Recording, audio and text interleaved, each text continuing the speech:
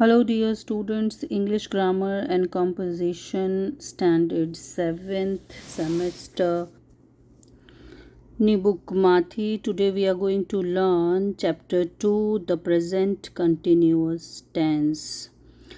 વિદ્યાર્થી મિત્રો વિડીયોને અંત સુધી જોજો જેથી કરીને તમને આ વિડીયોનું પરફેક્ટ ખ્યાલ આવી શકે, પ્રેઝન્ટ કન્ટિન્યુઅસ વિશે તમે ડિટેલમાં સમજી શકો. જો તમે ચેનલ ઉપર ન્યૂ હો તો ચેનલને સબસ્ક્રાઈબ કરજો. પ્રેઝન્ટ કન્ટિન્યુઅસ ટેન્સનો અર્થ થાય છે ચાલુ વર્તમાન કાળ. પહેલાં આપણે ઉદાહરણ જોઈએ. પાર્થ ડ્રોસ પિક્ચર સાદો વર્તમાન કાળ છે, જેનો અર્થ થાય છે પાર્થ ચિત્રો દોરે છે. બીજો અહીંયા વાક્ય છે પાર્થ ઇઝ ડ્રોઈંગ પિક્ચર્સ. ચાલુ વર્તમાન કાળનો વાક્ય છે, એટલે કે પાર્થ ચિત્રો દોરી રહ્યો છે. સેકન્ડ છે રીચા રાઇટ્સ પોએમ્સ. સાદો વર્તમાન કાળ.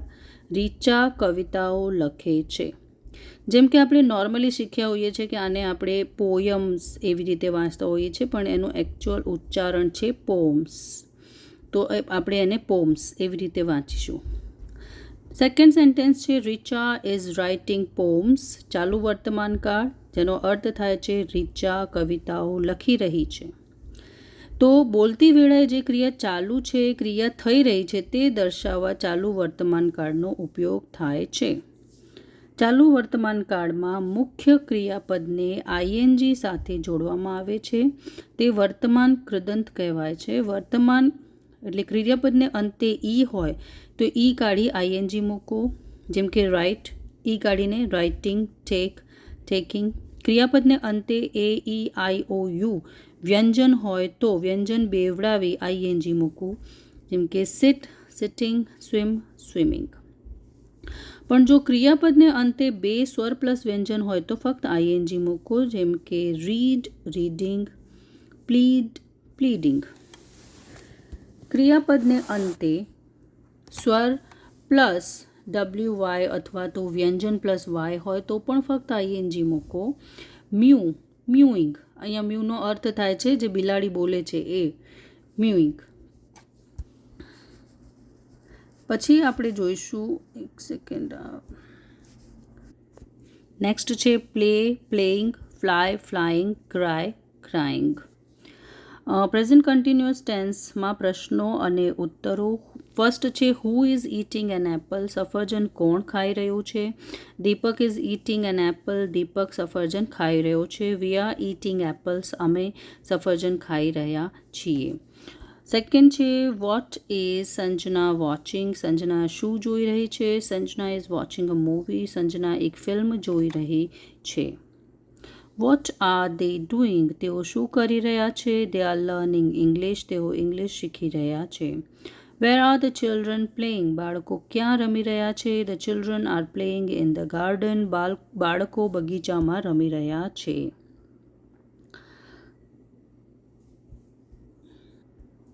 ફોર્થ છે when is father coming home. પપ્પા ક્યારે ઘરે આવી રહ્યા છે? Father is coming home at 6 o'clock. પપ્પા 6 વાગે ઘરે આવી રહ્યા છે.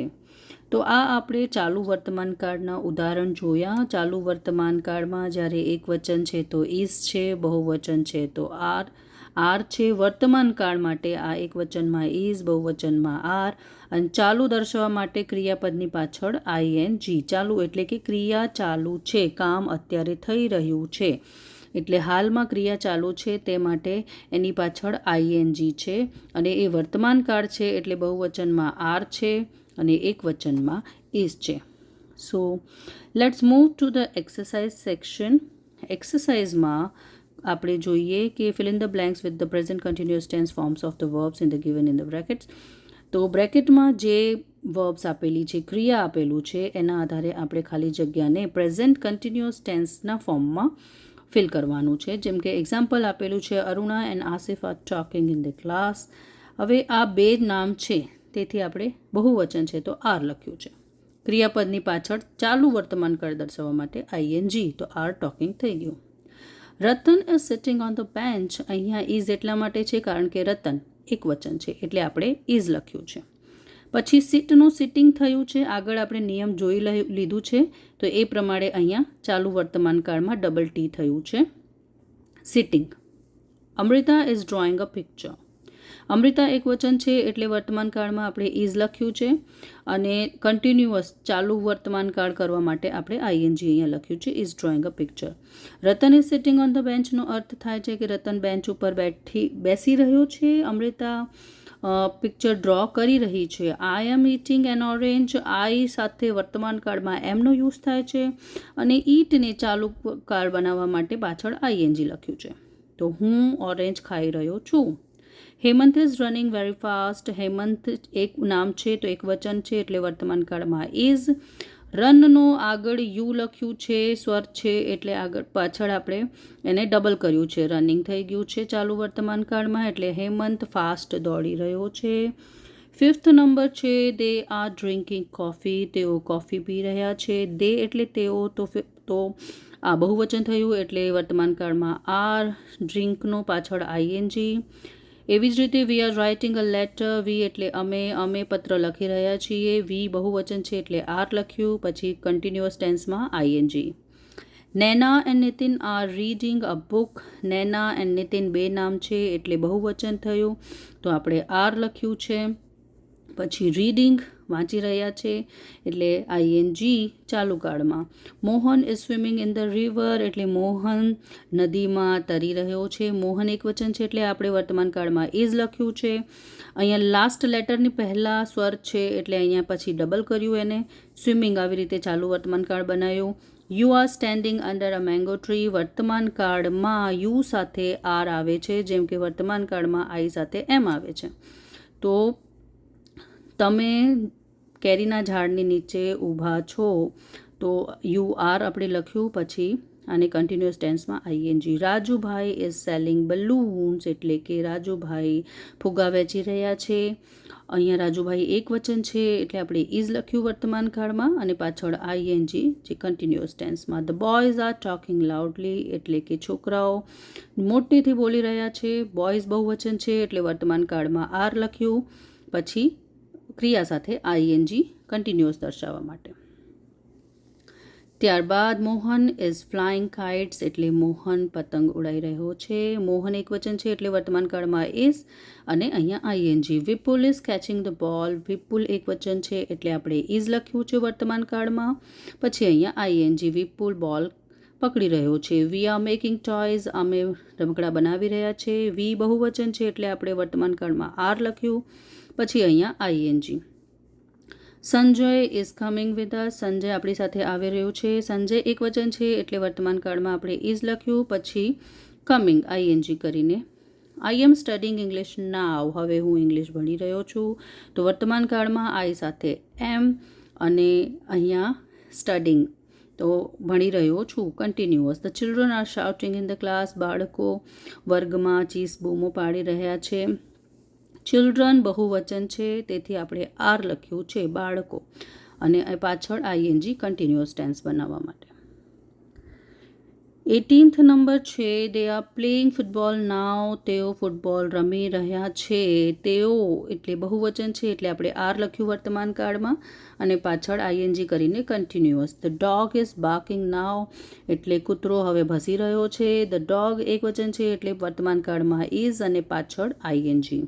We are going to school now. હવે આપણે સ્કૂલ જઈ રહ્યા છીએ. વી એટલે આપણે તો બહુવચન હોવાથી અહીંયા આર લખ્યું અને પછી આઈએનજી કન્ટિન્યુઅસ માટે.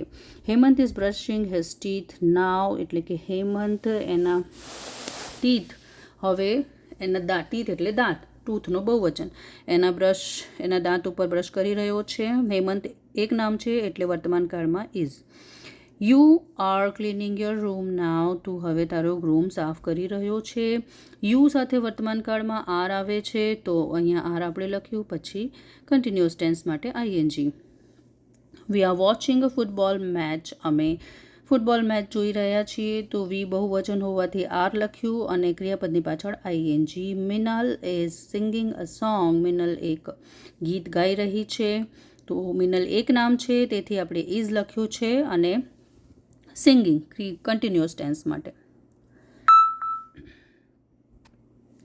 ત્યારબાદ હર્ષ એન્ડ કિરીટ આર બેટિંગ એટલે હર્ષ અને કિરીટ બેટિંગ કરી રહ્યા છે. તો હર્ષ અને કિરીટ બે નામ છે એટલે બહુવચન છે, તો બહુવચન હોવાના લીધે આપણે આર લખ્યું છે. અને લાસ્ટ અહીંયા સેકન્ડ લાસ્ટ લેટર એ છે જે કે સ્વર છે, તેથી આપણે એને ડબલ કર્યું છે, લાસ્ટ લેટરને બેટિંગ કરી રહ્યા છે. સેકન્ડ ક્વેશ્ચન છે form questions using the words given in the brackets. બ્રેકેટમાં જે શબ્દ આપેલું છે તેના ઉપરથી પ્રશ્ન બનાવવાનો છે. જેમ કે ફર્સ્ટ છે Lakshmi is cleaning the house. Lakshmi ઘર સાફ કરી રહી છે. પ્રશ્ન બનાવવા માટે who is cleaning the house, લક્ષ્મીની જગ્યાએ આપણે હુ લખ્યું છે અને ત્યારબાદ એને પ્રશ્ન આપણે બનાવ્યું છે. Second number we are playing tennis. અમે ટેનિસ રમી રહ્યા છે. તો વોટથી ક્વેશ્ચન બનાવ્યું છે. What are we playing. What પહેલાં તો વાક્યનો અર્થ થાય છે કે અમે ટેનિસ રમી રહ્યા છે, તો આપણે શું રમી રહ્યા છીએ, તો વોટ પહેલાં આવશે, ત્યારબાદ આર, પછી વી, પછી પ્લેઇંગ. ટેનિસ રમી રહ્યા છે, ટેનિસ તો એનો જવાબ છે એટલે ટેનિસ લખવાનું નથી. થર્ડ નંબર છે Sandeep is going home at 5 o'clock. એટલે કે સંદીપ 5 વાગે ઘરે જાય છે. વેન એટલે ક્યારે, તો પ્રશ્ન બનાવ્યું વેન, પછી ઇઝ, પછી Sandeep going home at 5 o'clock નથી લખવાનું કારણ કે એનો જવાબ છે. Fourth number Parul and Yogita are sitting in the class. એટલે પારુલ અને યોગિતા ક્લાસમાં બેસી રહ્યા છે. વેર એટલે ક્યાં, ક્યાં બેસી રહ્યા છે, તો વેર, પછી આર, પછી પારુલ એન્ડ યોગિતા, પછી આ સિટિંગ. ઇન ધ ક્લાસ નથી લખવાનું કારણ કે આ એનો જવાબ છે. Fifth mister Shroff is buying toys. Mister Shroff રમકડા ખરીદી રહ્યા છે. વોટથી પ્રશ્ન બનાવવાનું છે એટલે શું ખરીદી રહ્યા છે, તો what is mister Shroff buying. Toys નથી લખવાનું કારણ કે એ એનો જવાબ છે. સિક્સ્થ નંબર છે Ramesh is coming home in the evening. એટલે કે રમેશ સાંજે ઘરે આવે છે. વેન એટલે ક્યારે, ક્યારે ઘરે આવે છે. પ્રશ્ન એવી રીતે બને છે, પહેલાં વેન, પછી ઇઝ, પછી રમેશ, પછી કમિંગ, પછી હોમ. ઇન ધ ઇવનિંગ નથી લખવાનું કારણ કે એનો જવાબ છે. Hema and Reema are drawing rangolis. Hema અને રીમા રંગોલી દોરી રહ્યા છે. તો કોણ રંગોલી દોરી રહ્યું છે, તો સૌથી પહેલાં આપણે હુ લખ્યું, પછી આર, પછી હેમા એન્ડ રીમા, કોણ દોરી રહ્યું છે, તો એમાં હેમા એન્ડ રીમા આવશે નથી કારણ કે એ એનો જવાબ છે. Who are drawing rangolis. પહેલાં પણ આપણે ડિસ્કસ કર્યું છે કે જ્યારે આપણે હુથી પ્રશ્ન બનાવીએ છીએ ત્યારે જે જવાબ છે માત્ર એ કાઢીને આખો સેન્ટેન્સ એઝ ઇટ ઇઝ લખતા હોઈએ છીએ. 8th નંબર છે the postman is bringing letters. એટલે કે પોસ્ટમેન ટપાલી લેટર્સ પત્ર લઈ આવે છે. વોટથી પ્રશ્ન બનાવવાનું છે, શું લઈ આવે છે, what is the postman bringing.